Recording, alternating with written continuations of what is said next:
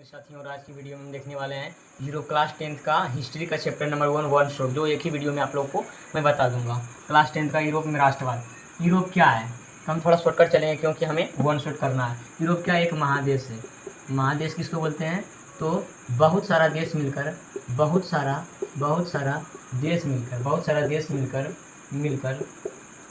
महादेश का निर्माण करता है।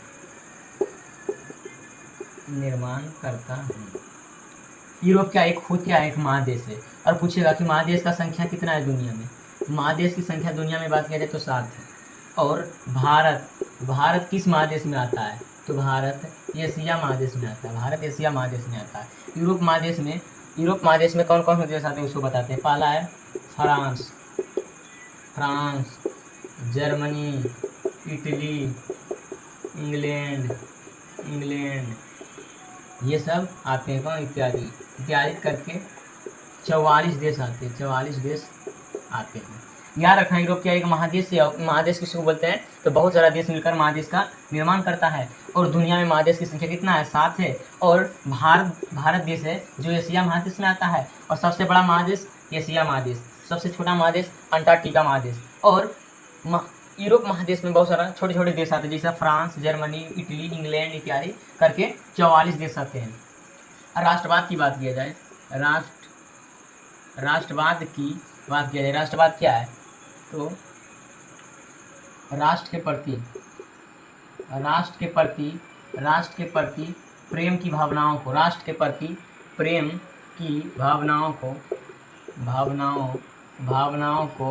राष्ट्रवाद कहते हैं। राष्ट्रवाद किसे कहते हैं? तो राष्ट्र के प्रति प्रेम की भावनाओं को राष्ट्रवाद कहते हैं। और इसी में क्वेश्चन उठता है, जो व्यक्ति अपने देश से प्रेम करते हैं, या प्यार करते हैं, उस व्यक्ति को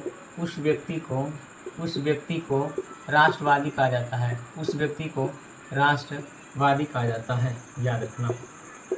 देखो, बिहार बोर्ड में बहुत कई बार क्वेश्चन पूछा है कि यूरोप क्या एक महादेश है। और महादेश की संख्या दुनिया में कितना है? 7 है।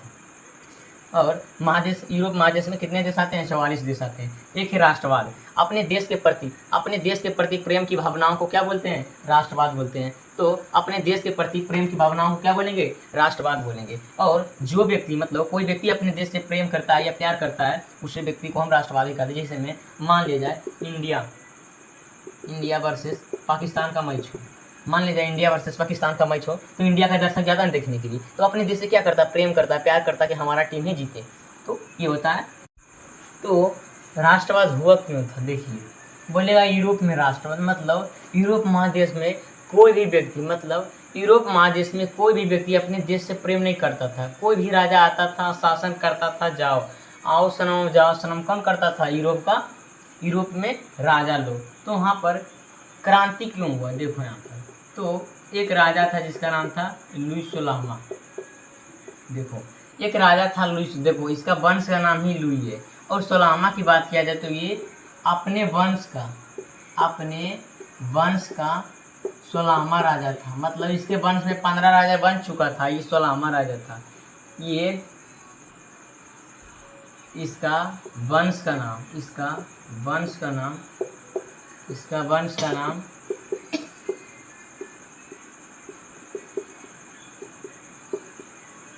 बोर्बो राजवंश था। पूछेगा, क्वेश्चन कई बार पूछा बिहार बोर्ड ने कि लुईस सोलामा का कौन सा वंश से संबंध रखते हैं? तो बोर्बो राजवंश से। और ये फ्रांस के राजगद्दी पर कब बैठा था? ये फ्रांस का राजा 1774 ईस्वी में बना था। कब बना था? 1774 ईस्वी में। तो ये राजा बना। उसके बाद 1789 ईस्वी में फ्रांस में क्रांति हो गया था। सोचो, ये जब राजा बना था तो 5 साल के बाद, मतलब 5 वर्ष के बाद 1789 ईस्वी में जो राजा था लुईस सोलामा, इसी कारण क्या हो गया? तो वहाँ पर क्रांति हो गया। कहाँ पर? फ्रांस में। ये इसका लुईस सोलामा के बारे में बता देते हैं। ये 20 वर्षों की आयु में, ये 20 वर्षों की आयु में फ्रांस के राजा बना था। सोचो कि किसी को 20 वर्षों की आयु में उसको देश के कमान को संभालने के लिए बोल दीजिएगा तो बहुत दिक्कत होता है। आप लोग जानते होंगे कि जिसका उम्र 25 वर्ष से नीचे होता है उसको बोलते हैं देश संभालने के लिए कोई भी देश में नहीं दिया जाता, क्योंकि वो कुछ भी कर सकता है, उसको नौजवान की गिनती में। इसलिए 25 वर्ष के ऊपर की उम्र को हम मुख्यमंत्री या प्रधानमंत्री या राष्ट्रपति बनाते हैं, और उसको उस देश का राजा ही बना दिया। कितने वर्षों की आयु में? 20 वर्षों की आयु में। कितने वर्षों की आयु में? 20 वर्षों की आयु में। ये इसकी एक विवाह हुई थी, मतलब इसकी पत्नी का क्या नाम था? इसकी पत्नी का नाम था मेरी एंतोइन। याद रखना कि पूछेगा लुई सलामा की पत्नी का क्या नाम थी? मेरी एंतोइन। ये जो थी ऑस्ट्रिया क्या एक देश है, ऑस्ट्रिया के राजकुमारी के मतलब ये भी कैसा थी? तो राजा का ही बेटी थी। कौन? मेरी एंतोइन थी। याद रखना, कोई भी राजा का बेटा का शादी राजा की बेटी से ही होती है, जो राजकुमारी कहलाती है। उसकी पत्नी का क्या नाम थी? मेरी एंतोइन। जब इसकी विवाह हुई तो ये देखो, लुई सलामा के शासनकाल में इसलिए क्रांति हुआ कि ये एक निरंकुशवादी राजा था। निरंकुशवादी राजा। कैसा राजा? निरंकुशवादी राजा। और बोलेगा निरंकुशवादी क्यों होता है? जो अपने जनता के हित में कभी नहीं सोचता है।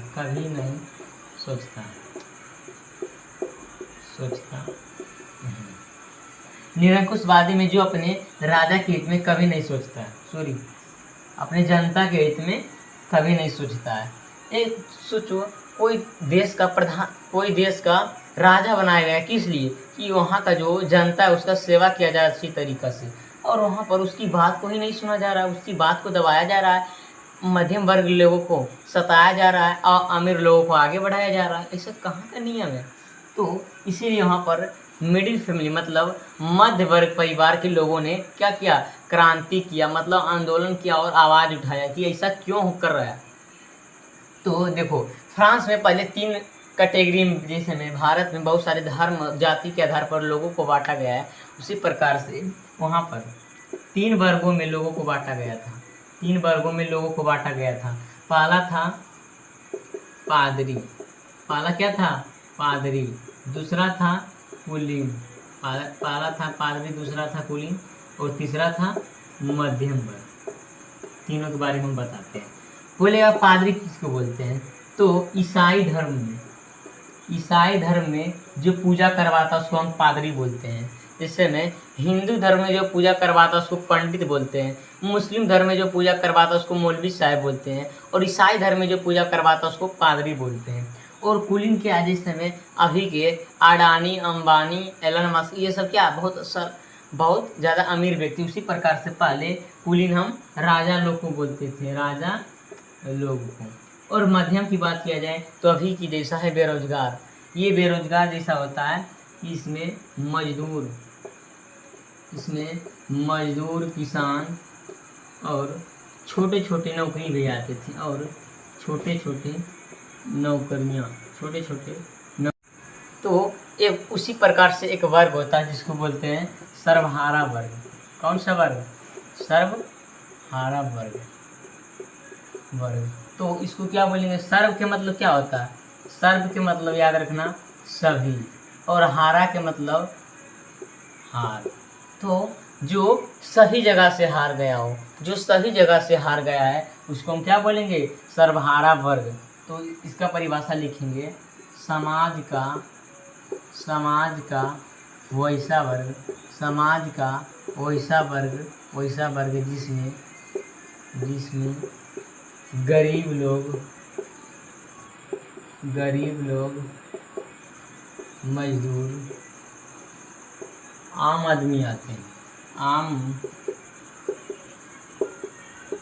आदमी आते हैं, आम आदमी आते हैं उसे सर्वहारा वर्ग कहते हैं, उसे सर्वहारा वर्ग कहते हैं। तो सर्वहारा वर्ग की बात किया जाए तो समाज का वैसा वर्ग जिसमें गरीब लोग, मजदूर, आम आदमी आते हैं उसे सर्वहारा वर्ग कहते हैं। इसका उदाहरण की बात किया जाए, इसका उदाहरण में कौन सा लोग आएंगे, तो पहला बात किया जाए गरीब लोग। कौन सा लोग? गरीब लोग जो बहुत ज़्यादा गरीब हो। और दूसरा मजदूर। तीसरा आम आदमी। देखो आप बोलेगा कि गरीब हम किसको बोलते हैं? गरीब हम किसको बोलेंगे? जिसको पहनने के लिए वस्त्र ना हो, खाने के लिए भोजन ना हो, पहनने के लिए वस्त्र हो, भोजन हो और रहने के लिए महल हो। वस्त्र, कपड़ा, मकान, जिसको मकान भी बोलते हैं, माल को मकान बोलते हैं। देखो जिसके पास वस्त्र हो, पहनने के लिए वस्त्र हो, कपड़ा हो और जिसको खाने के लिए अच्छे अच्छे भोजन हो, रोटी हो, चावल हो और रहने के लिए घर हो, मकान हो, तो यदि आपके पास तीनों चीज़ है तो आप मिडिल मतलब मध्यम वर्ग में आएंगे। यदि आपके पास तीनों चीज़ नहीं है, आपको वस्त्र नहीं है पहनने में और भोजन खाने में अच्छे पदार्थ नहीं है और रहने के लिए अच्छा मकान नहीं है, तो आप गरीब की गिनती में आएंगे। इसीलिए इकोनॉमिक्स में बताया गया है कि शहर वाले व्यक्ति को 2100 कैलोरी की ज़रूरत पड़ती है भोजन और गांव वाले को 2400 कैलोरी भोजन की आवश्यकता पड़ी। जो हम इकोनॉमिक्स पढ़ाएंगे तब बताएंगे। यहाँ पर बताया गया है कि गरीब हम किसको बोलेंगे? जिसमें रोटी, कपड़ा, मकान। रोटी का मतलब समझ लेना भोजन ही, रोटी का मतलब भोजन, कपड़ा, मकान, कपड़ा माने वस्त्र और मकान माने घर, ये सब है। और अब बात किया जाए कि 1789 ईस्वी का क्रांति आखिरकार हुआ क्यों था? बहुत सारा इसका कारण है। 1789 ईस्वी की क्रांति का कारण एग्जामिनेशन में कई बार पूछा है। क्रांति का कारण 1789 ईस्वी की क्रांति का कारण बताएं, तो अब क्या बताइएगा? पहला, वहाँ का राजा कैसा था? वहाँ का राजा निरंकुशवादी। अब बोलेगा राजा निरंकुशवादी क्या होता है? जो अपने जनता का बात ही ना माने, उसको निरंकुशवादी कहते हैं। उसके बाद उसकी पत्नी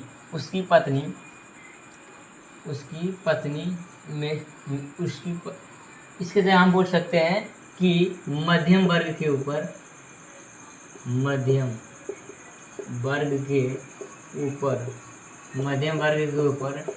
टैक्स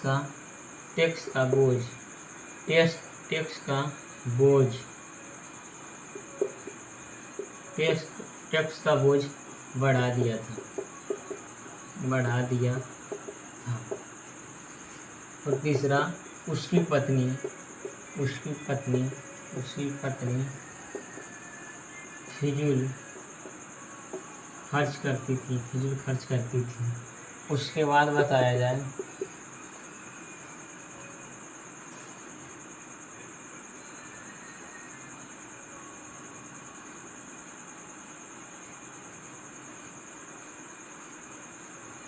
कि लोगों के बीच क्या करता था? भेदभाव, मतलब समाज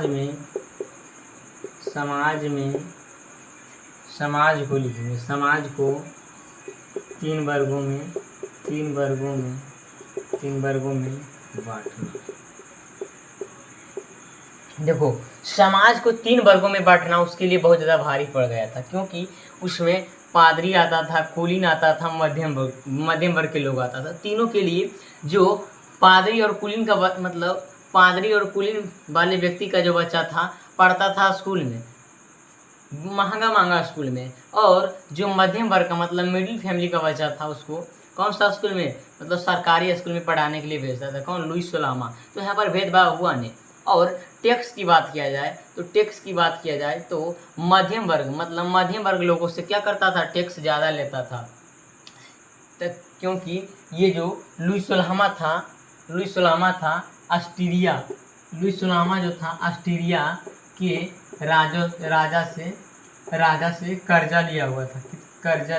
क्यों? तो जब अमेरिकी स्वतंत्रता संग्राम हो रहा था उसी वक्त ये ऑस्ट्रेलिया से कर्जा लिया था। क्यों? कि हम अमेरिका को सपोर्ट करेंगे तो वो भी हमें सपोर्ट करेंगे, पर इसके बदले इसको सपोर्ट नहीं किया गया। तो पूछा जाएगा कि 1789 ईस्वी की क्रांति का कारण क्या है? तो वहाँ का राजा क्या था? निरंकुशवादी था। राजा निरंकुशवादी का मतलब राजा की बातों को नहीं, जनता की बातों को नहीं मानना निरंकुशवादी कहलाता है। मध्यम वर्ग के ऊपर क्या कर दिया था? टैक्स का बोझ बढ़ा दिया था। तीसरा उसकी पत्नी मेरी एंटोइनेट फिजूल खर्च करती थी। फिजूल के मतलब कोई शादी हुआ तो वहाँ कोई शादी फंक्शन है तो वहाँ पर पैसा लुटा दिया, मतलब पैसा लुटाता था। सोचो, उसको मध्यम वर्ग के ऊपर पैसा टैक्स में लेता था और उसको यूज करने के अच्छा से उपयोग करने की जगह उसको क्या करता था? तो कोई बर्थडे है तो उसमें क्या किया? पैसा को लुटा दिया। किसी का शादी तो उसमें किसी पैसा को लुटा दिया। इसी के कारण वहाँ पर क्रांति हुआ। उसके बाद समाज को ये बहुत बड़ा भारी उसको पड़ा था लुईस लामा को। समाज में 3 वर्गों में बांट दिया था। पहला पादरी, दूसरा कुलीन, तीसरा मध्यम वर्ग। तीनों वर्गों को बांट दिया था और तीनों से मतलब 2 वर्ग से टैक्स नहीं लेता था और तीसरा वर्ग से टैक्स लेता था। तो वहाँ पर क्रांति हुआ। ये जो है VVI है 10th क्लास का VVI है। तो उसका कारण तो हम बता दिए कि राजा निरंकुशवादी था और समाज को 3 वर्गों में बांट दिया था। और उसका परिणाम मतलब इसका देखिए, आप लोग किस लिए पढ़ रहे हैं कि अच्छा रिजल्ट हो। परिमाण के मतलब समझ लेना, परिमाण नहीं लिखना चाहिए, परिणाम लिखना चाहिए। एक है परिणाम मतलब इसका रिजल्ट क्या निकला। 1789 ईस्वी की क्रांति का रिजल्ट क्या निकला? तो इसका रिजल्ट निकला कि लुईस लामा फ्रांस की राजगद्दी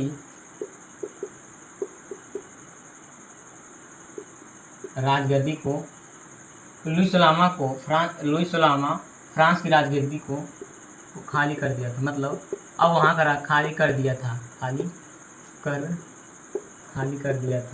मतलब अब लुईस लामा फ्रांस का राजा नहीं था, इसके लिए दूसरा राजा बना। अब पहले ये राजा बन रहा था तो आप लोग कल्पना ये सपोज कर सकते हैं कि राजा का बेटा राजा बन रहा है तो वहाँ पर कौन सा शासन होगा? राजा का बेटा राजा बन रहा है तो कौन सा शासन होगा? तो वहाँ पर राजतंत्र था। इसीलिए अब वहाँ पर लोकतंत्र आने वाला है।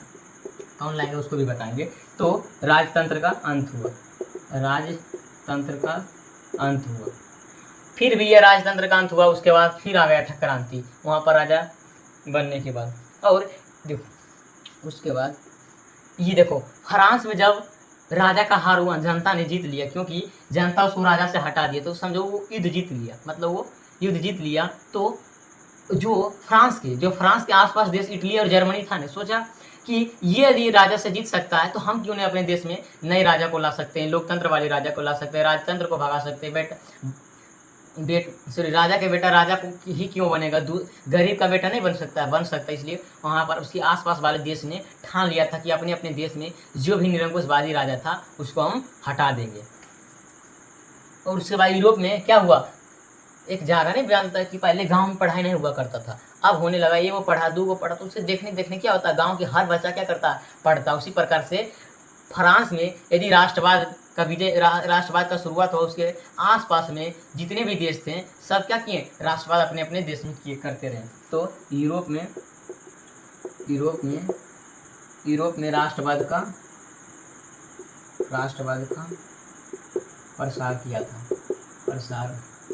प्रचार किया था। तो ये समझ गए परिणाम में। उसके बाद एक राजा नया बनता है। उसके बाद बात किया जाए एक राजा 1789 ईस्वी। देखो अब तो 1789 ईस्वी में लुईस लामा को हटा दिया गया है, तो उसके लिए देश का दूसरा राजा बनेगा नहीं। इसलिए वहाँ पर एक कानून लाया गया कि जो बेहतरीन लगेगा, जिसको जनता ज़्यादा पसंद करेगा, उसी को हम राजा बना देंगे। वहाँ का एक सेनापति था, मतलब इंडियन आर्मी, यहाँ का बोलते हैं इंडियन आर्मी, वहाँ को जो भी बोलेंगे, फ्रांस में हम सेनापति बोलते थे। एक व्यक्ति था नेपोलियन बोनापार्ट। कौन था? Napoleon Bonaparte. जो नेपोलियन बोनापार्ट था इसके बारे में जानते हैं। ये फ्रांस का क्या था? ये फ्रांस का एक सेनापति था, फ्रांस का एक सेनापति था। सेनापति की मतलब सेना में ये काम करते थे। उसके बाद इसकी बचपन का नाम पूछा जाए, बचपन का नाम इसका बोलेगा नेपोलियन बोनापार्ट का बचपन का नाम नेपोलियन दी बोनापार्टे है। नेपोलियन दी बोनापार्टे कौन है? नेपोलियन दी बोनापार्टे है। और इसकी जन्म की बात किया जाए, इसका जन्म 15 अगस्त 1769 ईस्वी में हुआ था। याद रखना, नेपोलियन बोनापार्ट का जन्म 15 अगस्त 1769 ईस्वी में हुआ था। ये इसका इंट्रोडक्शन था। ये फ्रांस का जैसा था, सेनापति था। इसका बचपन का नाम नेपोलियन दी बोनापार्ट था और ये 15 अगस्त 1769 ईस्वी में इसका जन्म हुआ था। उसके बाद ये 1789 ईस्वी के बाद इतना मेहनत किया, नहीं बोलता कि मेहनत करते रहो सफलता जरूर मिलेगा। उसी प्रकार से हमारे नेपोलियन बोनापार्ट को 1789 ईस्वी से लेकर 1804, मतलब कितना लंबा सफर लग गया था, मतलब 15 साल। कोई व्यक्ति 15 साल तक मेहनत करता है तब वो देश का राजा बनता है। सोच लो कितना देश का राजा बनना मुश्किल है। और ये जो लुई सुलामा था, इसका बाप राजा था, ये भी बन गए। कोई मेहनत लगा नहीं, तो इसको बनने में राजा 15 वर्ष लगा। फाइनली ये 1804 ईस्वी में फ्रांस का राजा बन गया था। फ्रांस का क्या किया? राजा बन गया था। पूछेगा कि नेपोलियन बोनापार्ट फ्रांस का राजा कब बना था? 1804 ईस्वी में। कब बना था? 1804 ईस्वी में। और ये राजा बना तो अलग अलग नियम लाया। जैसे में हमारा देश भारत गुलाम था, तो नियम था कोई क्या कर रहा है कोई मतलब नहीं, अपने आप से मतलब है। इसलिए हमारा देश 200 वर्षों तक गुलाम रह गया। यदि ये सब अपने अपने अच्छे से मांगता, आवाज़ उठाता, आंदोलन करता, तो हमारा देश 200 वर्षों तक गुलाम नहीं रहता। अंग्रेजों ने हिंदू मुस्लिम के आधार पर हमें बांटकर शासन किया। तो यहाँ पर जो वहाँ का राजा था